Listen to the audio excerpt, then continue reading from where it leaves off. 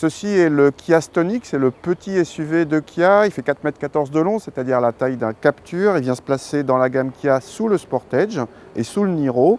Il faut savoir que selon Kia, le segment des petits SUV sera en 2020 le premier segment d'Europe, donc il faut absolument y être présent.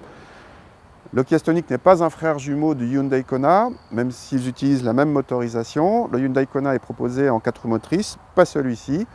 Celui-ci existe pour l'instant avec 2 moteurs essence de 100 ou 120 chevaux et un diesel. Pas de 4 roues motrices, donc pas de boîte auto pour l'instant, mais il y aura bientôt une boîte DCT à 7 rapports.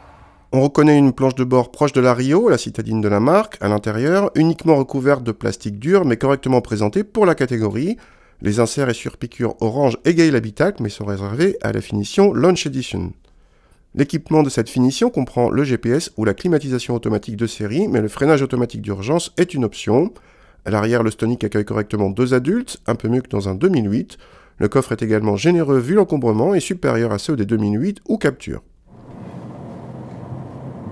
Ce Kia Stonic avec ce 3 cylindres 1 litre turbo essence est plutôt agréable.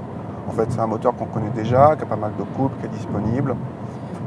Dans le Stonic, qui est quand même assez léger, c'est largement suffisant. On a une voiture qui reprend bien juste avant 2000 tours, qui monte sans rechigner au-delà de 6000 tours.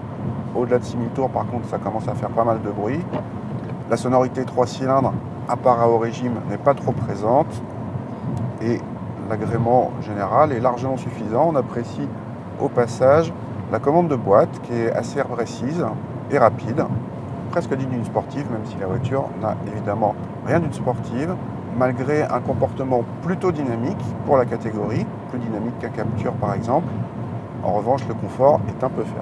Côté budget, le Stonic est dans la moyenne de sa catégorie pour les consommations, sans plus. À noter qu'il consomme autant que le Kona, équipé du même moteur, alors qu'il est plus léger. En tarif, notre modèle d'essai s'affiche à 21 500 €, mais la finition inférieure appelée Active permet de passer sous les 20 000 € en gardant la climatisation.